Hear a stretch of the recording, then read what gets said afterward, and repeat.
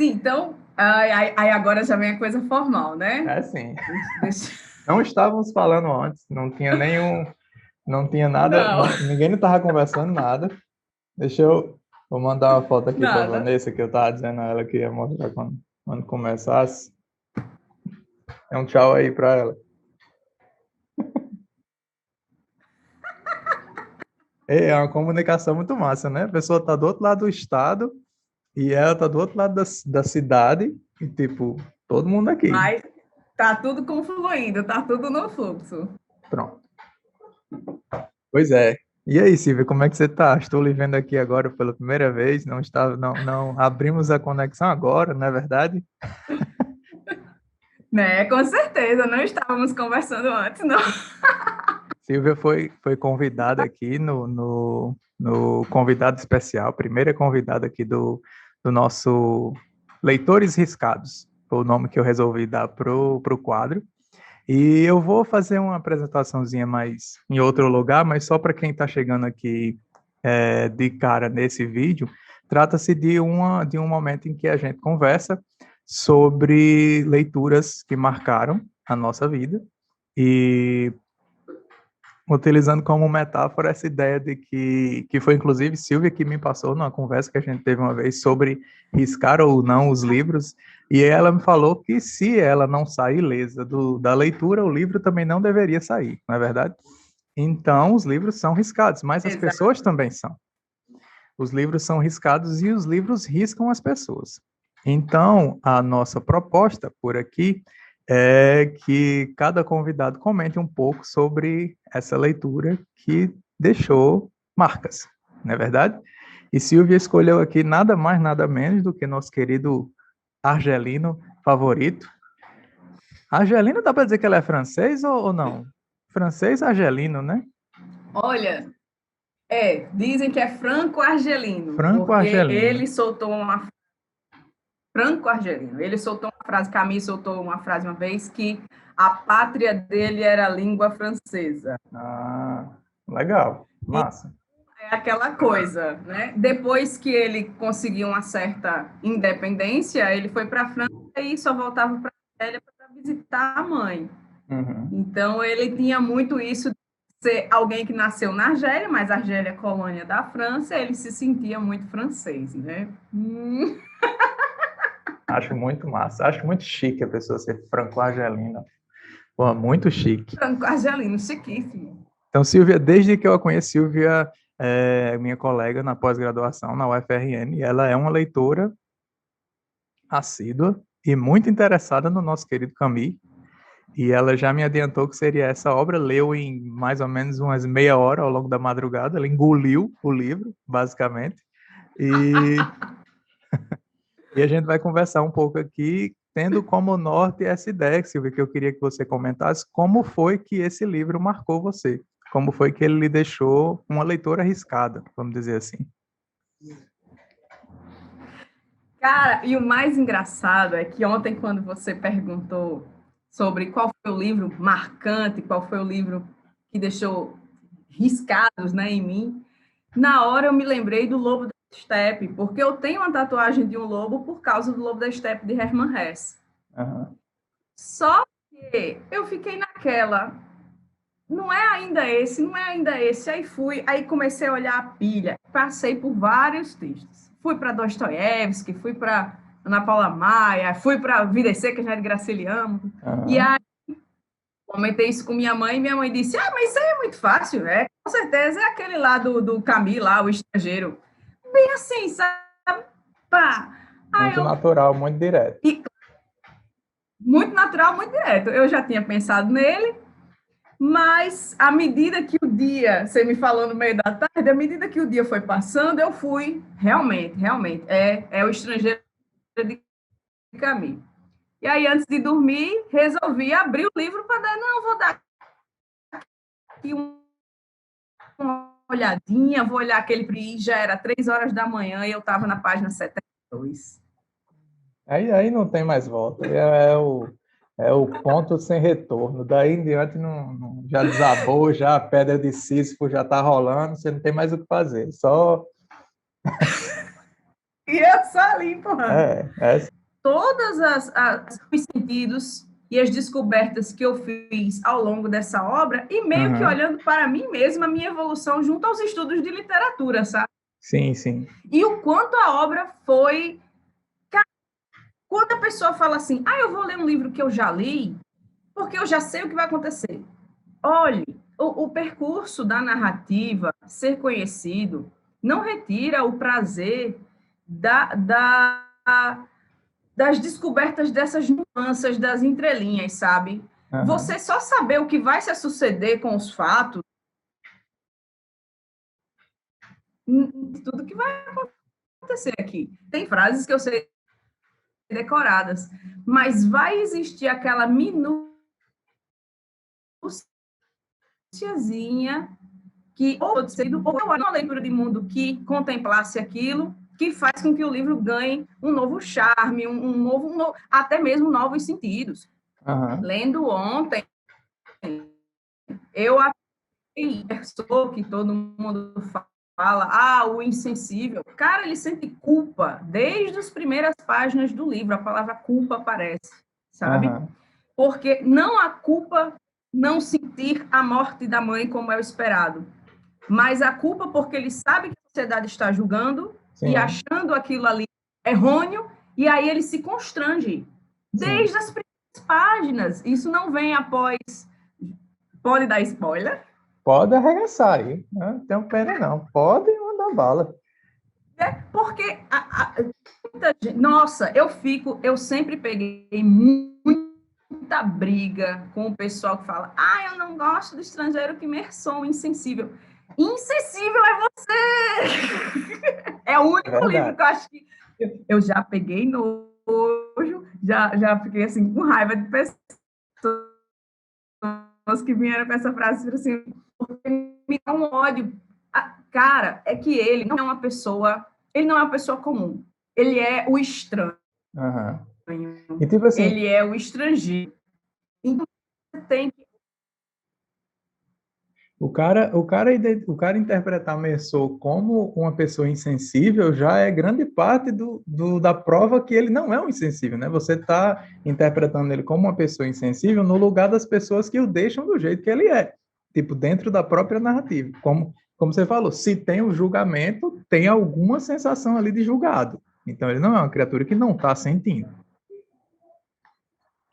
Exatamente. Essa é a grande questão. É porque a forma com a qual esse sentimento é sentido por ele, e como a gente lê na primeira pessoa, que o texto são os pensamentos dele, né? Tudo está sendo narrado por ele, que é o protagonista.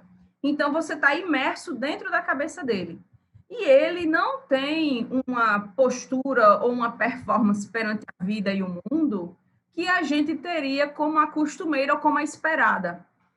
Então, a grande questão é essa: a gente coloca ele como uma figura alienígena, ou louco, ou o malvado, o vilão, porque é o que a gente espera não sendo correspondido. Alguém, perante o enterro da mãe, se desespere, chore, demonstre toda uma dor. Mas aí é que está.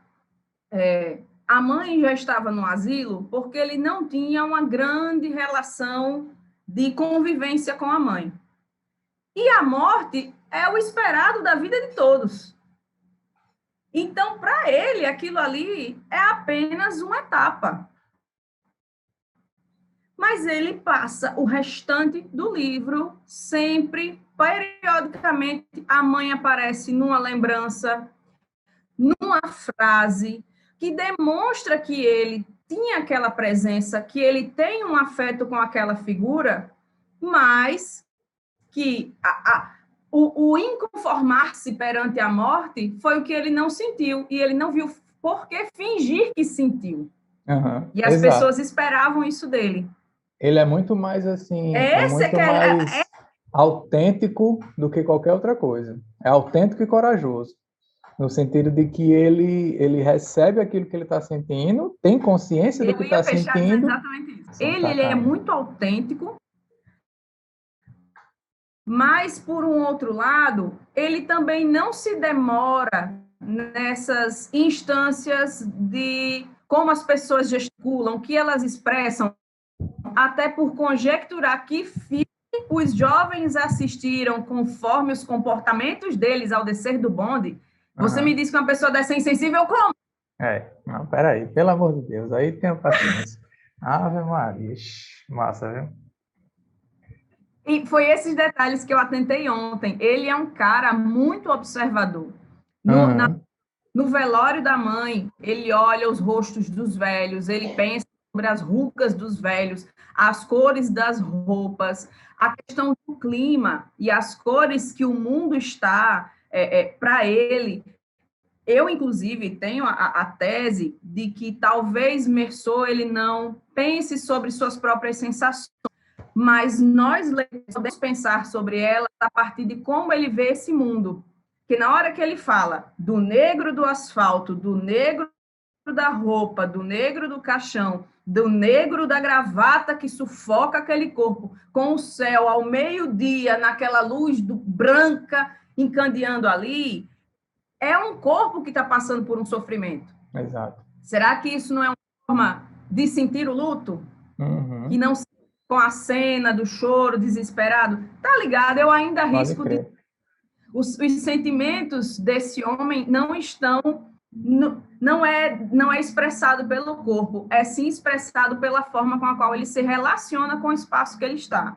Sim. Eu tenho teoria, ainda vou escrever um artigo sobre isso, defendendo o Meursault. Claro, ei, eu tô dentro, tô defendendo também.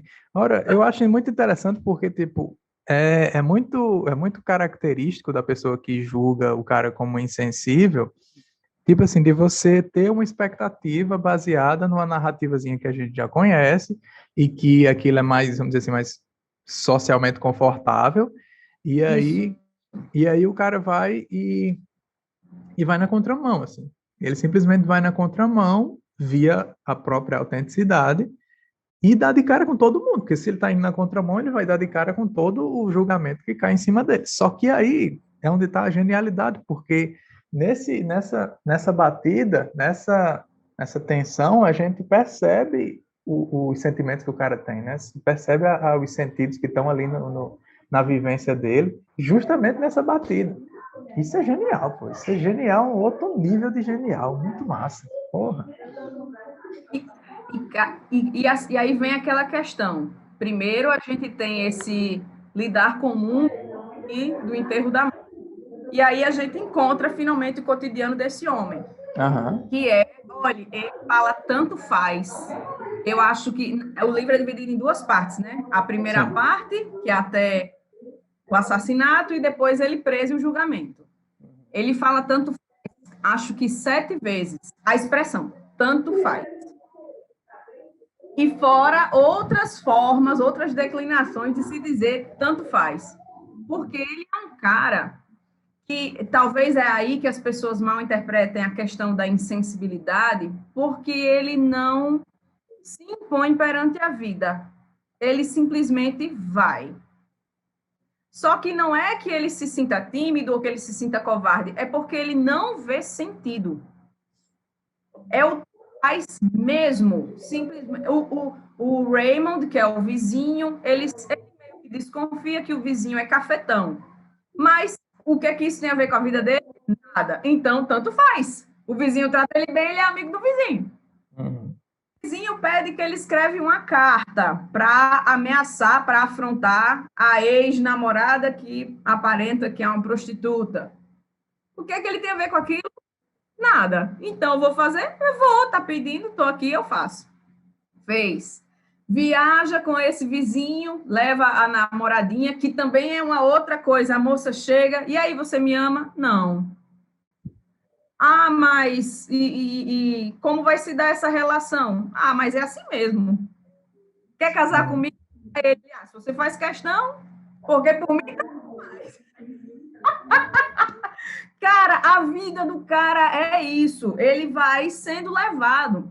E aí entra com a discussão de que talvez isso seja uma grande tragédia grega que Camus reescreveu na contemporaneidade. Meu amigo, por que isso? Aquela prisão ao destino. aquele mundo que está girando e eu estou ali tentando seguir o fluxo, não fazer nada, entendeu? Então, se eu não tenho poder de decisão, tanto faz. Isso é exatamente isso. É tipo, é muito mais simples do que as pessoas fazem parecer. É tipo, olha, o cara ele tá solto em uma situação da qual ele não tem o menor controle. E tipo assim, e é isso. Acabou por aí, acabou por aí. A participação dele acabou aí. Ele não vai construir sentidos que não vão interferir em absolutamente nada. Para quê? Justamente. E aí é isso que é interessante, porque a grande questão da filosofia, vamos assim dizer, de Camus, para mim, ao menos, é exatamente essa questão da construção de sentidos. É nesse reconhecimento que não há uma certeza, que não há um sentido da vida, de que não há uma razão maior para estarmos aqui, perante esse tanto faz, o que é que nós vamos fazer? Vamos atribuir sentidos, né? Isso aí já é Camus em O Mito de Sísifo, que para mim é a obra que ele dá corpo a essa perspectiva do absurdo, porque o absurdo para ele é o quê? Ele tem uma parte muito bonita do Mito de Sísifo que ele fala do homem que está vivendo seu cotidiano, né? Bonde, trabalho, almoço, trabalho, bonde, isso todos os dias, segunda, terça, quarta, quinta e sexta. Aí um dia a lassidão vem e isso muda tudo.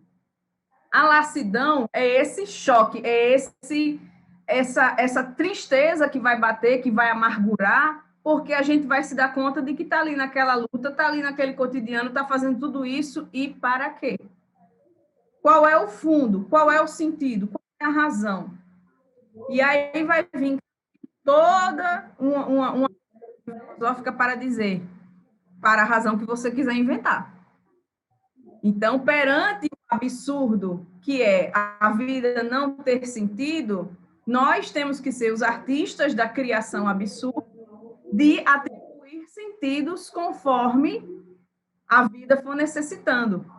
Merceau, voltando para o estrangeiro, Merceau ele é o exemplo do cara que ele só vai sentir a lassidão quando ele está preso.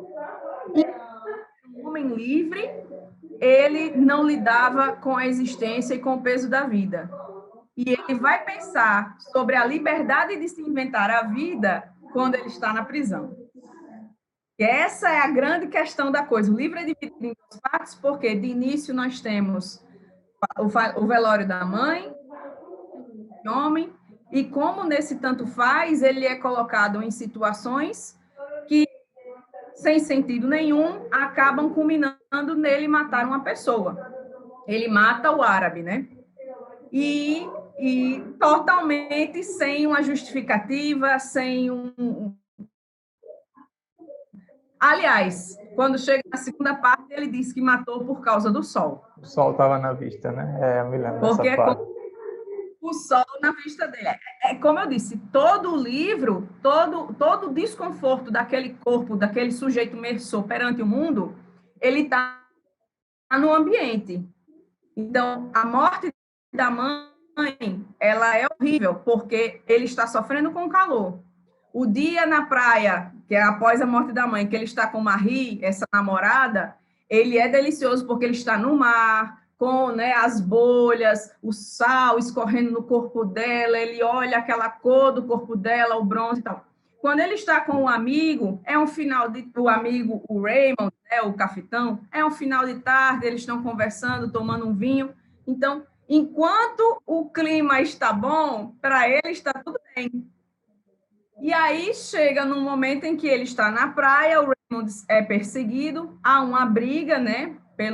São os irmãos da moça que o Raymond queria se vingar e ele agride essa mulher e tudo resolver e não se indigna, não se preocupa, nada, porque para ele não é com ele, ele não tem nada a ver com isso, tanto faz. E aí tem essa briga, ele socorre o amigo, ele resolve voltar a caminhar para não ficar na casa com as pessoas aperreadas por causa da briga. Uhum. E nisso ele está com a arma do amigo. Então ele reencontra um dos agressores e, como já estava cansado, estressado, o sol na testa, ele simplesmente atira. Só que aí tem um detalhe, ele atira uma vez, dá uma pausa e depois ele atira mais 4 vezes. E o livro, como ele não se justifica, ele não pondera sobre as próprias ações, isso é utilizado no tribunal para mostrar que ele premeditou, para mostrar que ele tinha que ter a certeza de que tinha matado, que era uma vingança, um acerto de contas e tudo mais. E se soma ao fato de incriminar esse homem como um monstro, pelo fato de que ele não demonstrou sofrer no enterro da mãe. Então, vem o namoradinho da mãe, vem o diretor do asilo, para tentar condená-lo, não exclusivamente pelo ato de ter matado. E nisso é indefensável. Ele literalmente matou uma pessoa sem razão nenhuma. Então, Merceau não é um herói, um coitado. Merceau, ele realmente comete um crime. A questão é que a punição está para além do crime cometido pelo fato de que ele é julgado pela ausência da performance dentro do rito social da morte.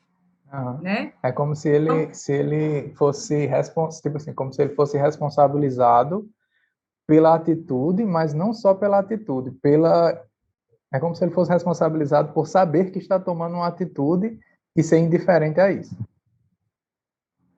Sim, ele inclusive, o promotor chega a tratá-lo como um monstro. Eles usam a palavra monstro, porque ele é alguém que a sociedade tanto expurgar, e aí remete mais uma vez à questão do exilado, expulsar, que é muito presente da tragédia grega, ele precisa tanto ser excluído desse social, porque ele não apenas matou uma pessoa,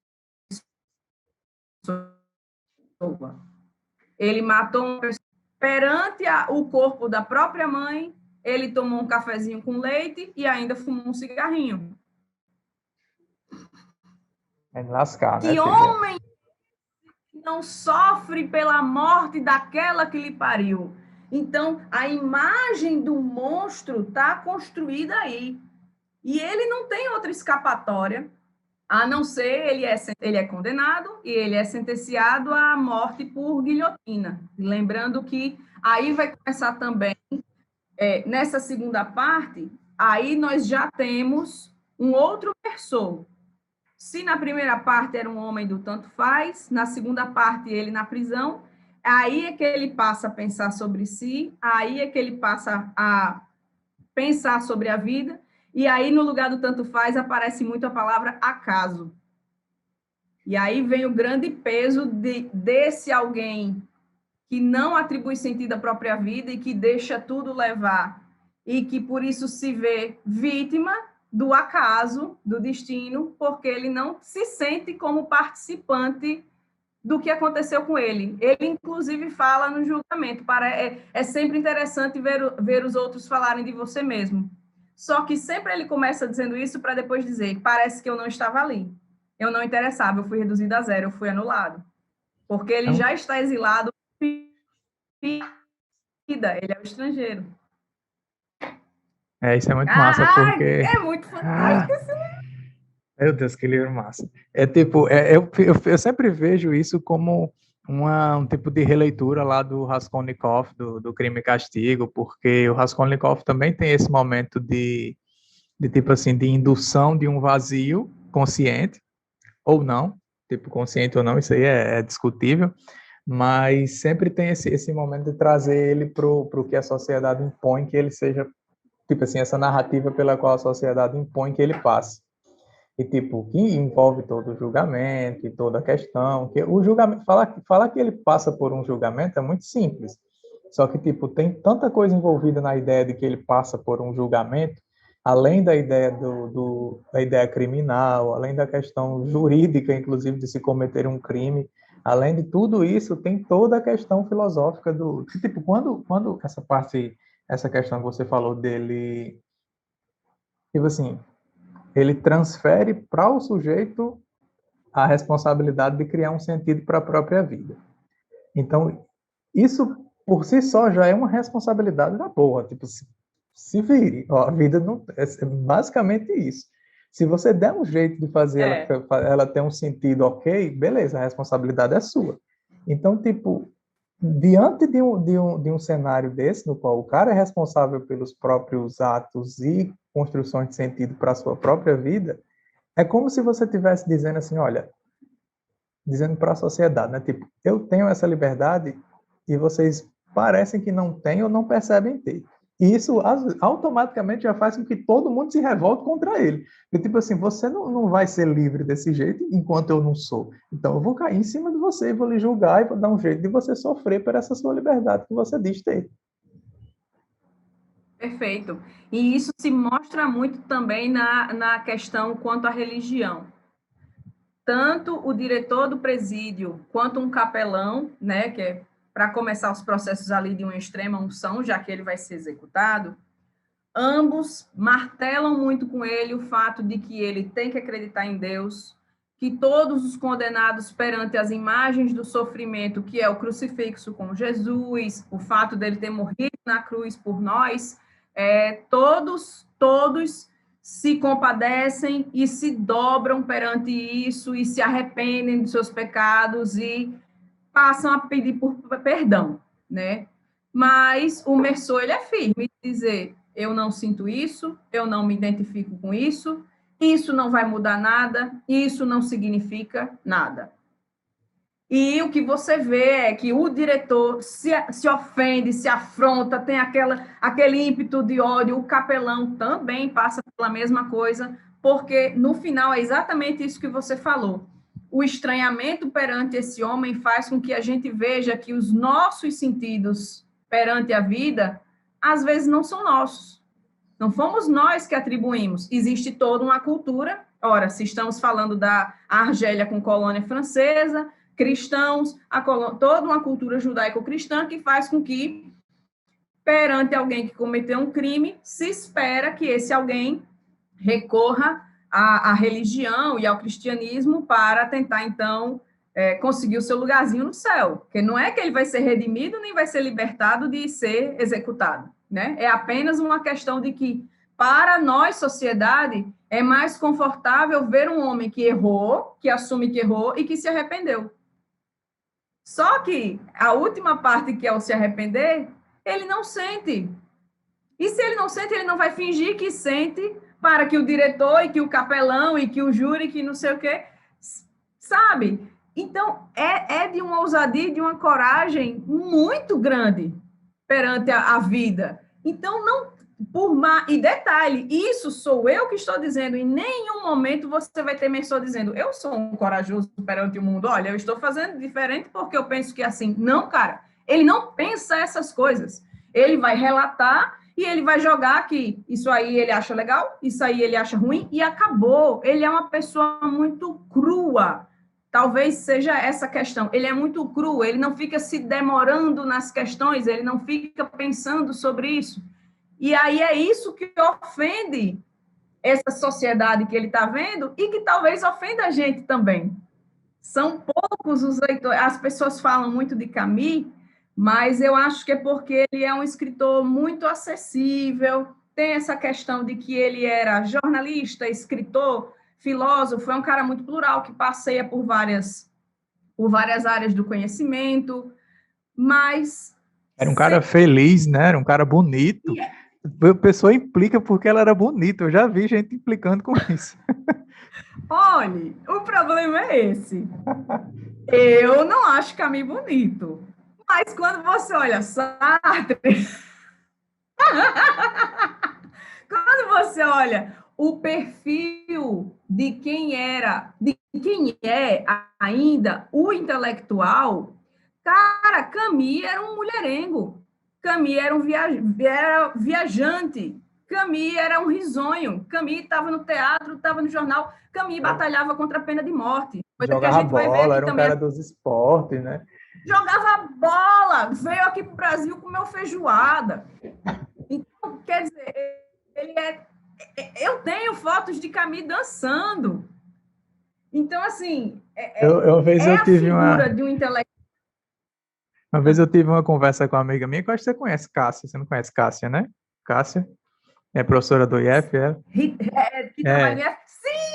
Ela é um amor. Pronto, Cássia é muito, muito minha amiga. E, tipo assim, eu já tive uma conversa com ela, a gente sempre fica brincando com essas coisas, dizendo que, tipo, essa treta toda em volta de... Treta não, assim, treta é modo de falar, mas, tipo, essa treta toda entre Camille e Sartre era simplesmente porque Sartre não aceitava o fato de que Camille pegava mais mulher do que ele. Era simplesmente isso. Ponto. Eu concordo. Acabou. Eu concordo com você. Existe um aspecto também de se Meursault nos afronta, Camus, Albert Camus, enquanto pessoa, ele também afronta. Ele não era a figura prototípica que se espera de um intelectual. Inclusive, eu vi uma entrevista da Catherine Camus, que é a filha dele, que é quem toma conta hoje, né, da memória das obras dele e tudo, e aí ela era um homem. O que eu sei sobre meu pai é o que vocês sabem sobre meu pai. Porque eu era uma criança e meu pai vivia viajando e eu ficava com meu irmão e minha mãe. Logo, o que eu sei do homem Camus é o mesmo que vocês sabem. Meu pai perdeu tempo demais com festas e com mulheres no lugar de estar comigo, meu irmão e minha mãe. Então, ainda temos que fazer uma crítica de que esse bom vivant não significa que ele foi um bom pai, que ele não foi. É um homem machista. É aquela coisa, temos que desacralizar. Tudo bem, ele era implicado em diversas ações, ele tinha uma atuação muito múltipla, ele criou uma obra que curta, infelizmente, pelo curto tempo de vida dele, mas uma obra concisa, bem feita, que você vê que aquilo era um projeto pela consonância temática e cara, eu tô achando até easter egg no livro, de você ver uma passagem do livro que você vê que ele tá comentando uma outra obra dele, sabe? Que bicho arrochado da porra. Massa. Mas, ontem eu achei vários aqui, mas, ainda assim, era um homem que é aquela coisa, eu admiro o escritor, mas eu não sentaria numa mesa de bar com Camille, que eu sei que eu ia ter ódio da cara dele. Como mulher, em 2021, Camille é um embuste. Exatamente. Muito provavelmente era o típico, o protótipo do que a gente hoje entende como o embuste por excelência. Com Um embuste certeza. com o esquerdão macho. Exato, Deus que me liberte, não quero Era amizade com Camille. provavelmente era o cara que não deixa, tipo assim, em uma situação em que ele, assim, tô supondo aqui, né? A gente constrói essas narrativas baseadas no meu tipo, eu imagino ele assim, por ser esse cara meu bom vivant, que vivia a vida da melhor forma possível, muito provavelmente se sentia muito. Muito provavelmente se achava o cara. Então, tipo, isso aí já deixa ele meio arrogante, sei lá, talvez, não sei. Mas, tipo, eu não sei, ele parece ser um cara, tipo assim, legal para quem é amigo dele. E talvez para quem esteja de fora, talvez ele não soe tão legal assim, não sei também. Muita especulação. Pois sempre eu fico naquela, porque quando as pessoas fazem aquelas perguntas assim, com qual escritor você gostaria de tomar um café? Minha resposta sempre é nenhum. Porque eu quero o escritor, eu não quero que ele seja meu amigo, porque aí eu vou ter que lidar com certos problemas e certas, como é que eu posso dizer, desvios de caráter dessa pessoa, que eu não quero ter que lidar para não, sabe? Eu prefiro não manchar, né? Não. Filósofo, escritor. Eu sei que era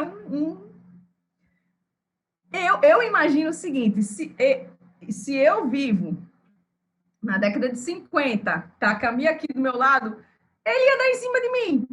Eu ia me irritar. Então, eu ia dizer, esse homem. E tem toda essa problemática da gente pensar ele da época com a mentalidade de hoje, né? Também um problema. Então, é isso. Se a própria filha diz, eu não conheço meu pai estava no meio do mundo com mulheres, eu estava em casa com meu irmão e minha mãe. Ora, uma filha dizer isso, tá entendendo o peso? Aí vem a questão, estamos julgando Camille pelo que é o esperado socialmente, fazendo o que fizemos, começou, o que fazem, começou. Aí o ciclo completo. Muito massa, muito massa. É porque, assim, veja, a gente perceber esse movimento, isso é que é o mais fascinante, eu acho, a gente perceber esse movimento que ele cria com o Messor e com as pessoas que estão julgando o Messor, de forma alguma nos isenta de estar em lugar das pessoas que julgaram o Messor. A gente só tem a gente só tem o diferencial de ter ali o livro para a gente fazer a gente refletir. Se não fosse a reflexão que o livro propõe, talvez a gente nem sequer reparasse isso. E ontem, inclusive, eu me senti até meio mal, porque o próprio Merceau, na obra, fala que se sente mal com o fato das pessoas estarem analisando e olhando para dentro da alma dele, porque o promotor e o advogado falam da alma deste homem, né? O promotor dizendo que ele não tem, e o advogado dizendo que sim, ele cometeu um erro, mas ele vai se redimir, existem atenuantes, aquela coisa toda. E aí tem uma passagem que ele fala: todos estes dias e horas intermináveis durante as quais se falara da minha alma, tive a impressão de que tudo se transformava numa água incolor que me causava vertigens. Aí eu fiquei aqui, Deus, e eu estou há 10 anos dando vertigem a esse homem. É, que maldade, que Que maldade. maldade a minha! Mas é a liberdade que o livro nos dá, Merson. Eu sinto muito, Ah, você mas ele não tem perdoa, esse espaço. ele perdoa, ele perdoa. Ele perdoa. Silvia, Mas me conta aquela história da dedicatória que você estava comentando. Aquela ali eu achei muito massa, meu Deus do céu. olha, é porque foi o seguinte.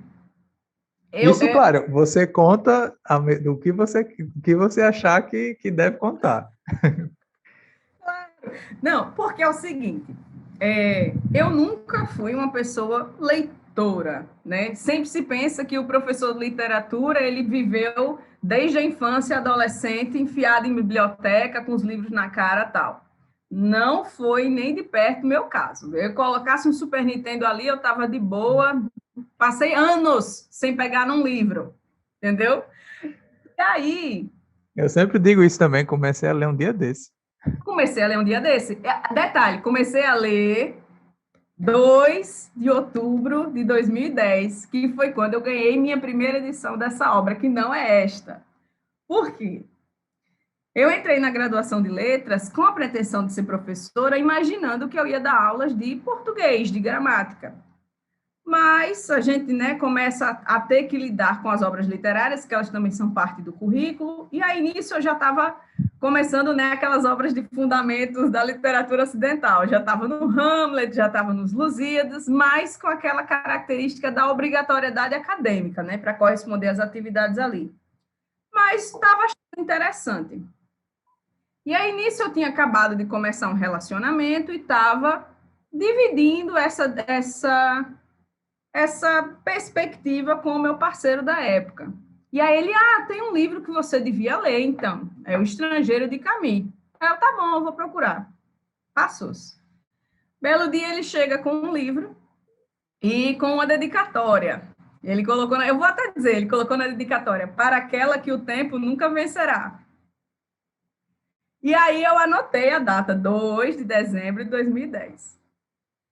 E no mesmo dia eu cheguei da universidade e fui ler o livro. E foi, assim, 3 dias de um mergulho que transformou minha vida.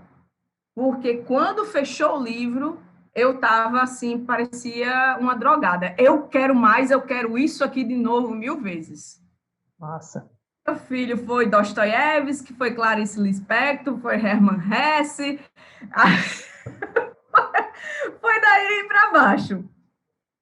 E sempre voltando periodicamente. E aí acabou que li todas as obras de Camus, fui atrás dos aspectos filosóficos, li matérias de jornal que ele escreveu, li o diário. Camus se tornou, assim, meu escritor do coração, e essa obra se tornou minha obra mais marcante e mais riscada, né?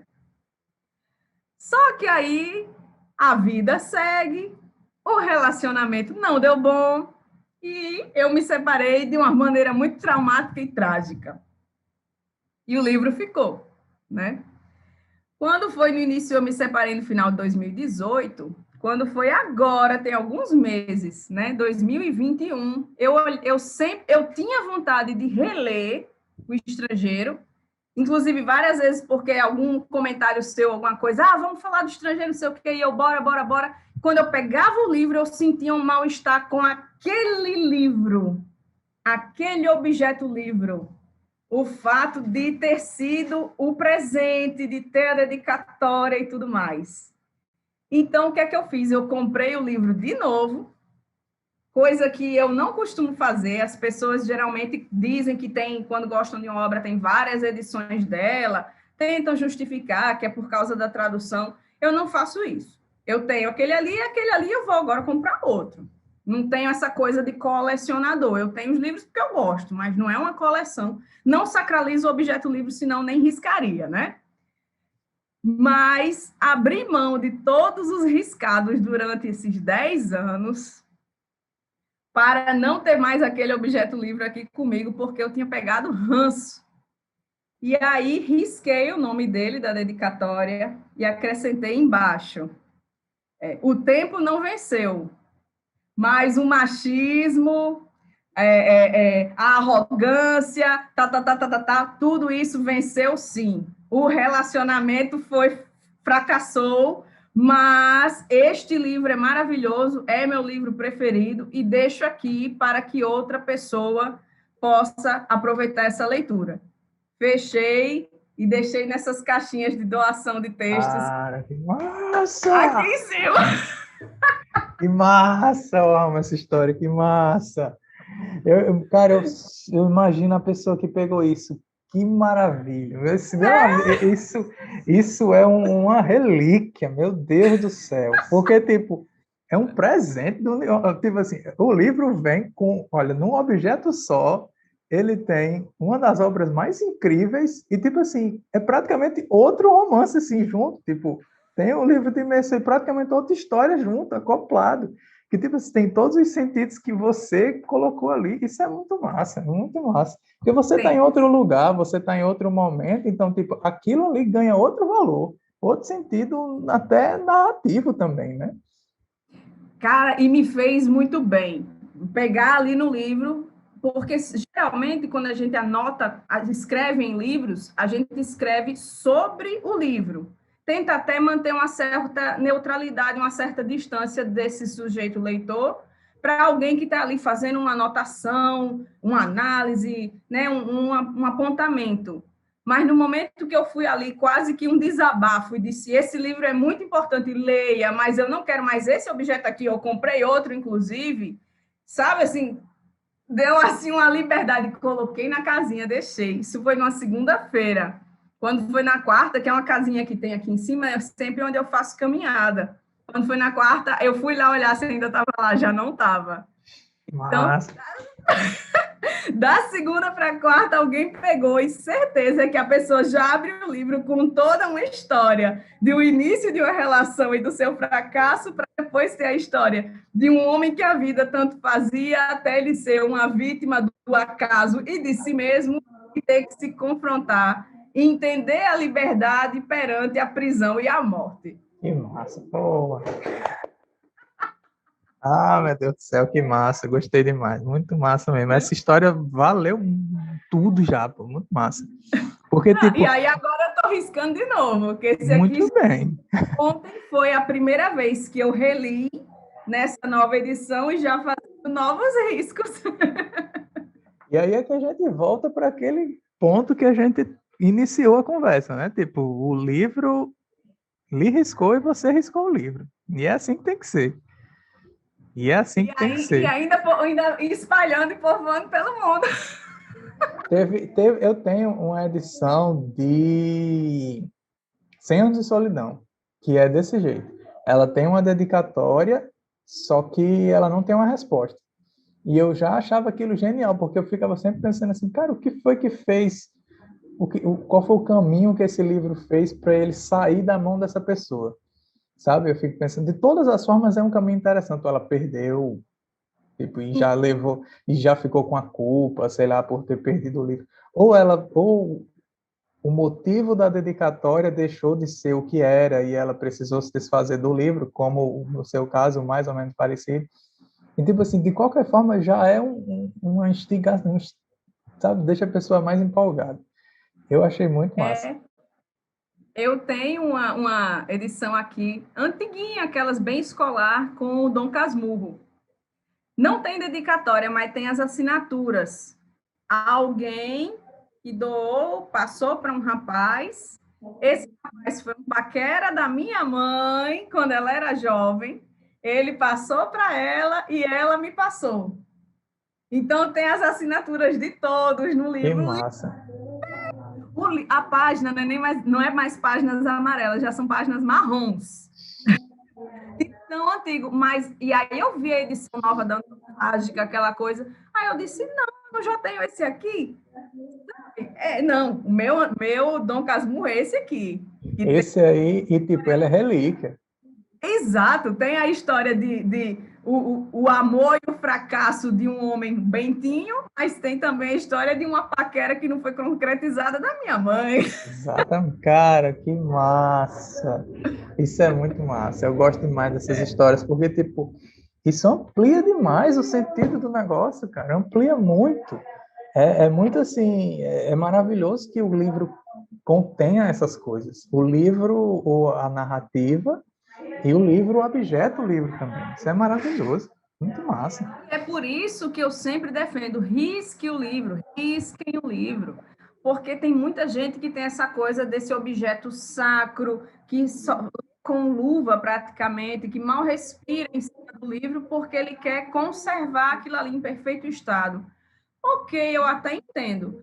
Mas aí ele não tem o direito de ter a vivência como nós temos, sabe? Eu sei que não é uma pessoa, talvez eu esteja, como é, tem até uma figura de linguagem, né, acho que é prosopopeia, não sei, que é atribuir sentimentos humanos a objetos inanimados.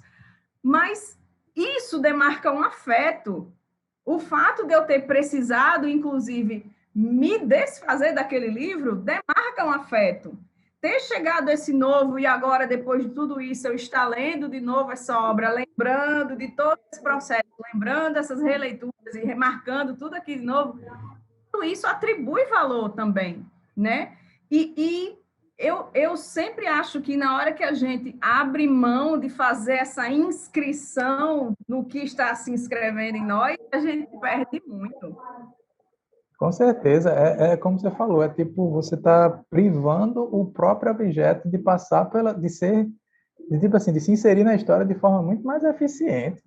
Uma vez eu tava com a minha namorada e com uns amigos e o pessoal tava nessa discussão assim que não, você é um criminoso porque você está arriscando, tem que ser preso. E, cara, se for assim, você poderia deixar o livro lá na Amazon, que eu tenho certeza que ele não ia. Deixa no plástico, que aí nem poeira pega. Não encosta, não invente vai abrir o livro, não é violência com o livro. Você vai abrir o livro, vai marcar a lombada todinha se você abrir. Não invente de abrir. É praticamente isso, porque se você quer preservar, não precisa nem ler. E aí eu fico naquela, por que se julga isso como uma violência? Seria uma violência se fosse um ato não consentido. Mas se o livro é feito para ser lido, se a gente atribuísse novamente sentimentos humanos a esse objeto, a vontade dele é ser lido. Então, como diria Clarice, né, não era mais uma menina, era uma mulher com seu amante, esse amante quer mais é ser reganhado, arregaçado, marcado, lambido, cheirado. Exatamente. A questão ora, nós envelhecemos, nosso corpo envelhece, mas mesmo assim a gente insiste perante a existência, já pegando o caminho, e se marca, faz lugar tenente aqui. E aí, por que não, de uma certa maneira, né, abrir isso, estender isso a um objeto que faz parte do nosso cotidiano? Então, sabe, eu sempre acho um desperdício de página não marcar as páginas. Com certeza, com certeza. Tem que se riscar. E aquela coisa bem vulgar que eu falo, ora, eu risco minha pele, eu não vou riscar um livro. É verdade. Era o argumento que faltava. A pessoa não, eu tipo assim, eu não fico advogando para a pessoa, pelo amor de Deus, você que não risca os seus livros, comece a riscá-los. Não é isso.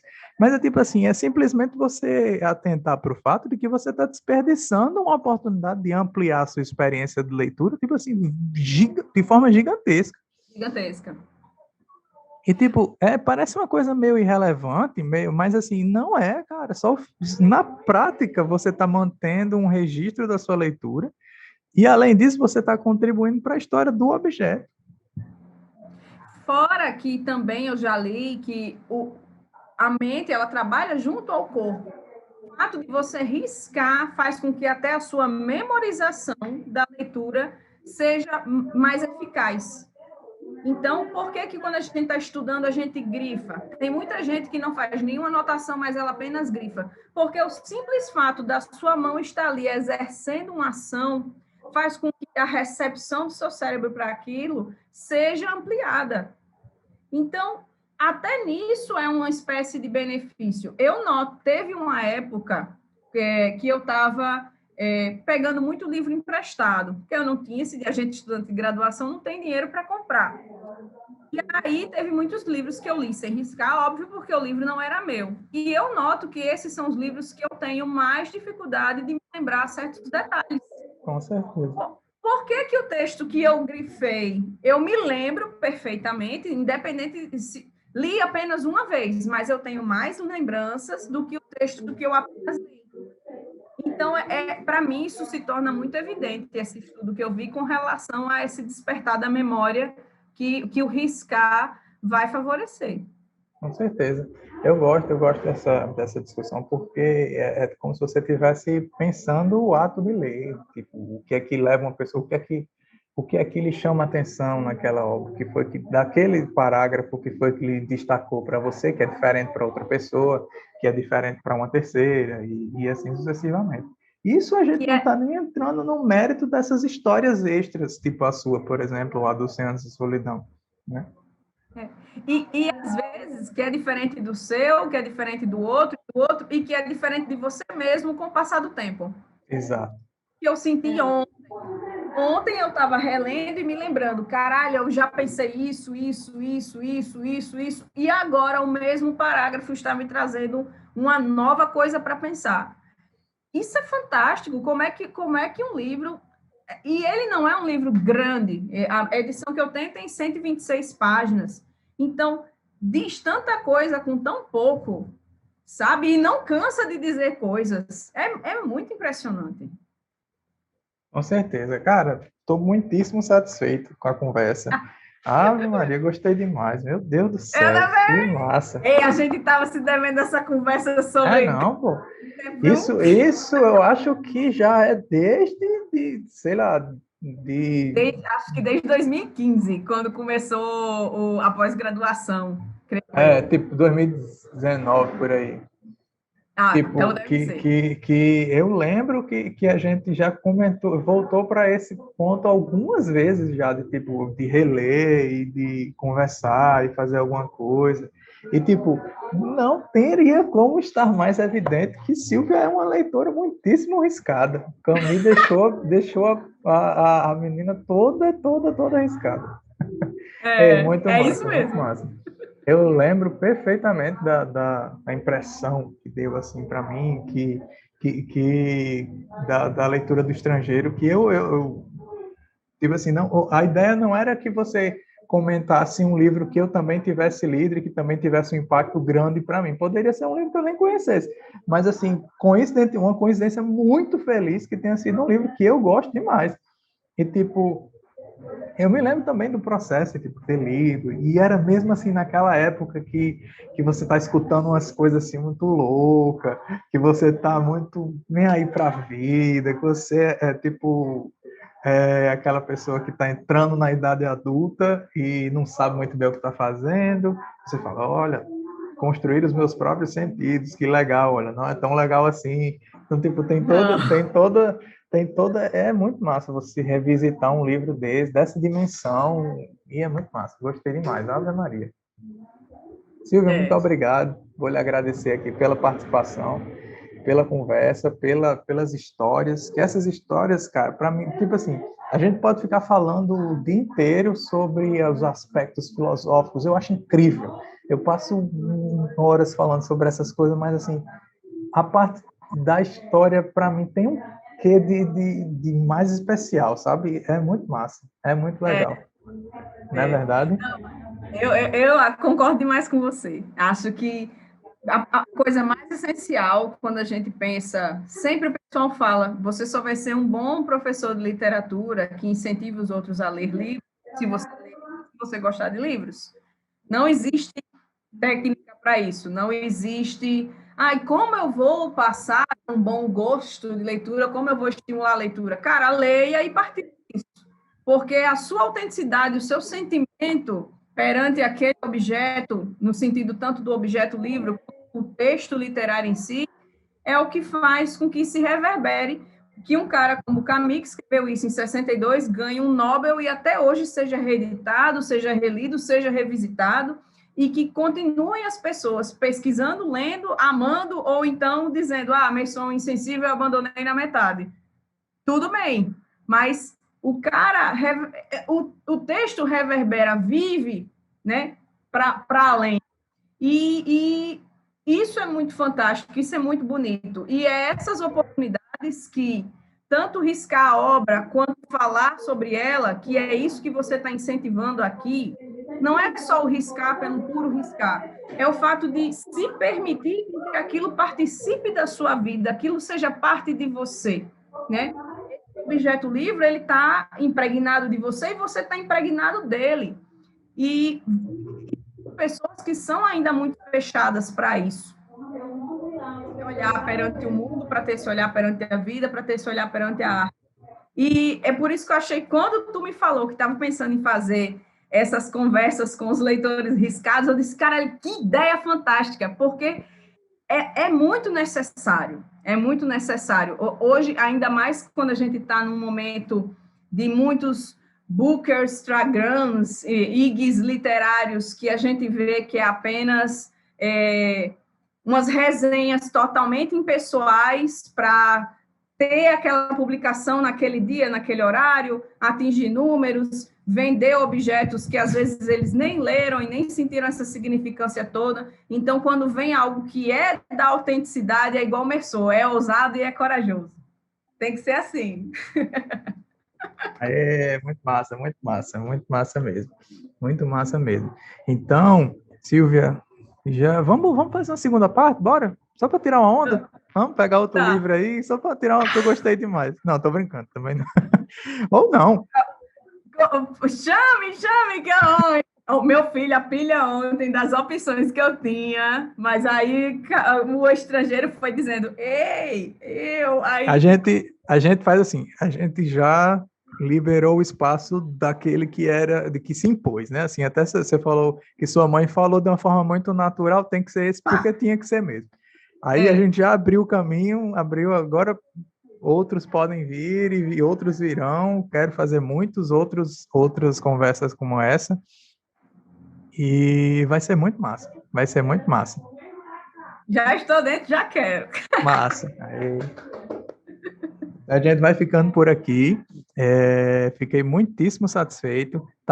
Comentei com o Silvio que seria uma coisa breve, mas não tô nem aí, que não foi uma coisa breve. Pelo Ave Maria, por mim eu passava o dia todinho aqui conversando.